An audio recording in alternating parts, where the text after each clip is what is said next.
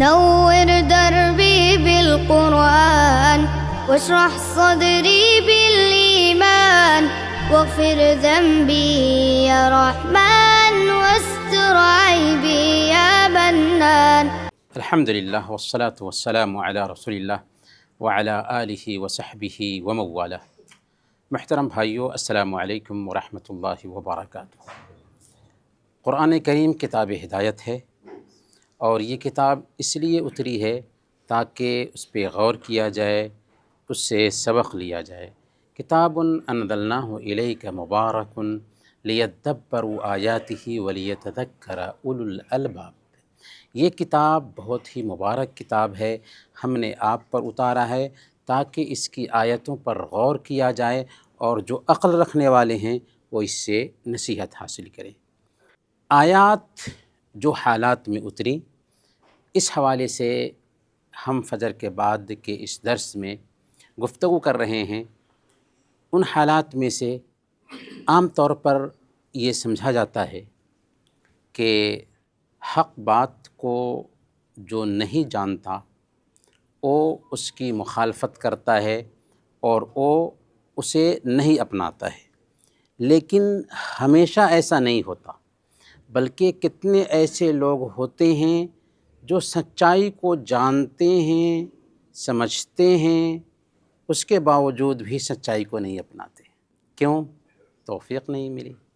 ابو طالب کو دیکھیے، اللہ کے نبی صلی اللہ علیہ وسلم کی رسالت کی سچائی کو سمجھتا تھا، جانتا تھا، لیکن پھر بھی اس کو ایمان اپنانے کی توفیق نہیں ملی.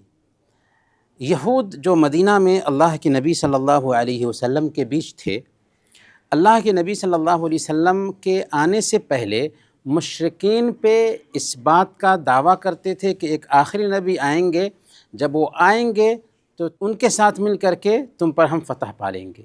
جب اللہ کے نبی صلی اللہ علیہ وسلم آ گئے تو قرآن نے کہا یعرفونہ کما یعرفون ابناءہم، وہ ویسے ہی محمد صلی اللہ علیہ وسلم کو پہچانتے ہیں جیسے وہ اپنے بچوں کو پہچانتے ہیں. پھر بھی کیا کیا؟ پھر بھی انہوں نے اس وجہ سے حسد کیا، اس وجہ سے اسلام سے دور رہ گئے کہ یہ نبی آنے چاہیے تھے بنو اسرائیل میں، لیکن آ گئے بنو اسماعیل میں. تو انہوں نے کیا کیا؟ مسلمانوں کے خلاف یہ پلان کیا کہ مسلمانوں کو کیسے بھی دین سے دور رکھا جائے. سب سے پہلے تو یہ سوچا کہ خود اسلام قبول نہ کریں، پھر کوئی دوسرا اسلام کی طرف دھیان نہ دے، اور جو اسلام قبول کر چکا ہے طرح طرح کے حربے استعمال کر کے ایسے لوگوں کو بھی اسلام سے دور رکھا جائے. اس پس منظر میں اللہ تعالیٰ نے آیت کریمہ اتاری وَدَّ كَثِيرٌ مِّنْ أَهْلِ الْكِتَابِ لَوْ يَرُدُّونَكُم مِّن بَعْدِ إِيمَانِكُمْ كُفَّارًا حَسَدًا مِّنْ عِندِ أَنفُسِهِم مِّن بَعْدِ مَا تَبَيَّنَ لَهُمُ الْحَقُّ فَاعْفُوا وَاصْفَحُوا حَتَّى يَأْتِيَ اللَّهُ بِأَمْرِهِ إِنَّ اللَّهَ عَلَى كُلِّ شَيْءٍ قَدِيرٌ. اہل کتاب میں سے بہت سے لوگ اپنے دل کے حسد کی بنا پر یہ چاہتے ہیں کہ تمہیں ایمان لانے کے بعد پھر کافر بنا دیں. کیا مطلب؟ یعنی اہل کتاب یہود و نصارہ، یہاں تک کہ مشرکین، سب سے پہلے سچائی کو جانتے ہیں. سارے لوگ ایسا نہیں کہ سچائی کو نہیں جانتے، ان میں ایک اچھی خاصی تعداد ہے جو سچائی کو جانتے ہیں، حق کو جانتے ہیں، لیکن حق کو نہیں اپناتے.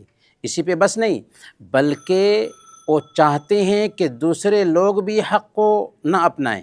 اسی پہ بس نہیں، بلکہ جو حق کو اپنائے ہوئے ہیں، جو اسلام پر چل رہے ہیں، طرح طرح کے حربے اختیار کر کے اسلام سے ان کو دور کرنا چاہتے ہیں. کیوں ایسا کرنا چاہتے ہیں؟ حسد کی بنیاد کہ ان کو اتنی عظیم نعمت کیوں مل گئی. تو یہود اور نصارہ بھی یہی چاہتے تھے، آج کے بھی یہود و نصارہ یہی چاہتے ہیں کہ مسلمان اسلام سے دور ہو جائیں، اسلام سے الگ ہو جائیں. اس کے لیے وہ طرح طرح کے حربے استعمال کرتے ہیں.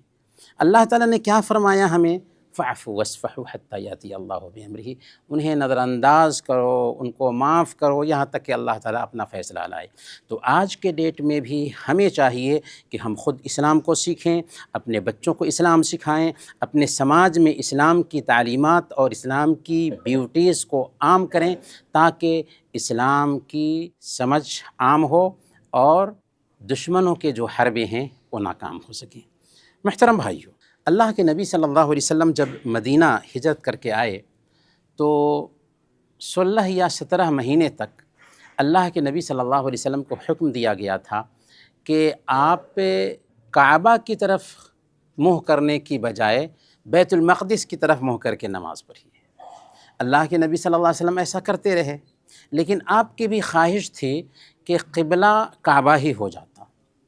17 اور 16 مہینے کے بعد حکم آتا ہے کہ کعبہ کی طرف پہلے کے جیسے چہرہ پھیر لیجئے۔ تو اب اعتراض شروع ہوا مشرکین کی طرف سے، اعتراض شروع ہوا یہودیوں کی طرف سے کہ آخر کیا ہو گیا ہے ان کو کہ کبھی بیت المقدس کی طرف منہ کر کے نماز پڑھتے ہیں، کبھی کعبہ کی طرف منہ کر کے نماز پڑھتے ہیں۔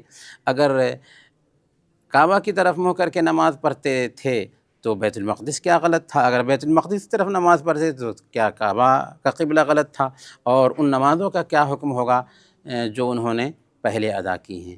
تو اللہ تعالیٰ نے اس پس منظر میں یہ آیت کریمہ اتار دی، قل للہ المشرق والمغرب، قل للہ المشرق والمغرب یہدی من یشاء الی صراط مستقیم۔ بیوقوف لوگ کہیں گے کہ ان مسلمانوں کو اس قبلے سے کس چیز نے دور کر دیا ہے، یعنی بیت المقدس کے قبلے سے کس چیز نے دور کر دیا ہے جس پر وہ پہلے سے تھے؟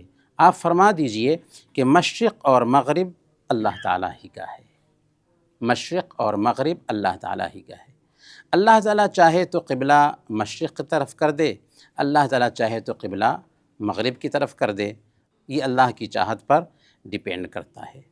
اللہ تعالیٰ نے دوسری جگہ پر فرمایا وَمَا جَعَلْنَا الْقِبْلَةَ الَّتِي كُنْتَ عَلَيْهَا إِلَّا لِنَعْلَمَ مَنْ يَتَّبِعُ الرَّسُولَ مِمَّنْ يَنْقَلِبُ عَلَىٰ عَقِبَيْهِ۔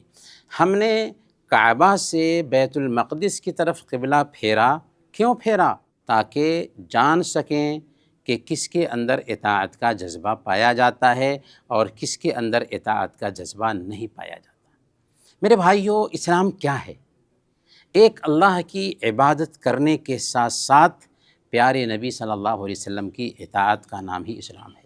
عمل کی قبولیت کی 2 شرطیں ہیں، اخلاص اور مطابعت، یعنی ایک اللہ کے لیے وہ عمل ہو اور پیارے نبی صلی اللہ علیہ وسلم کے طریقے کے مطابق اسے انجام دیا جائے۔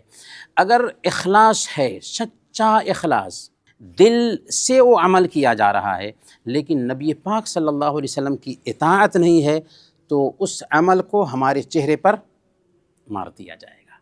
تو قبلہ کو بدل کر کے بھی اللہ تعالیٰ نے لوگوں کے دل کا امتحان لینا چاہا تھا کہ کون ہے جو نبی پاک صلی اللہ علیہ وسلم کے اس حکم کو آنکھوں پر رکھتا ہے اور کون ہے جو مخالفت کرتا ہے۔ تو ہماری پوری شریعت بھی دراصل ہم سے اسی چیز کی مانگ کرتی ہے کہ یہ اللہ اور اس کے رسول کا دیا ہوا نظام ہے جو عقل سے بھی لگتا ہے، فطرت سے بھی لگتا ہے، لیکن کبھی کبھار ہماری جو بھونڈی عقل ہے وہ اس دین کی عظمت کو نہیں سمجھ پاتی، لیکن اللہ اور اس کے رسول کے حکم کا تقاضا یہ ہوتا ہے کہ اس کے سامنے ہم سرنڈر کر دیں۔ ہم جاتے ہیں ڈاکٹر کے پاس، ڈاکٹر دوا لکھ کر دیتا ہے اور کہتا ہے کہ یہ دوا اتنی مرتبہ، یہ دوا اتنی مرتبہ کھاؤ، اور ڈاکٹر جیسے نسخہ بناتا ہے، جیسے تجویز پیش کرتا ہے ویسے ہی ہم کرتے ہیں یا نہیں کرتے؟ کیا ہم ڈاکٹر سے کہتے ہیں کہ یہ دوا 2 مرتبہ کیوں، یہ دوا 3 مرتبہ کیوں اور یہ دوا 4 مرتبہ کیوں نہیں کہتے؟ اس لیے کہ ہمیں یقین ہے کہ ڈاکٹر کی تشخیص ہی سب سے بہتر تشخیص ہے، تو اللہ اور اس کے رسول کا فیصلہ ہی سب سے بہتر فیصلہ ہے۔ الا یعلم من خلق وهو اللطیف الخبیر، کیا وہی نہ جانے جس نے پیدا کیا اور وہ باریک بھی ہے۔ تو میرے بھائیو، اللہ تعالیٰ کی شریعت ہے، اللہ تعالیٰ کا حکم ہے، اس میں سارے انسانوں کا فائدہ ہے۔ اس شریعت کو چاہیے کہ خود سیکھیں، اپنے گھر میں عام کریں، اپنے سماج میں عام کریں۔ اللہ تعالیٰ سے دعا ہے کہ اللہ تعالیٰ ہم سب کو ان باتوں پر عمل کرنے کی توفیق عطا فرمائے۔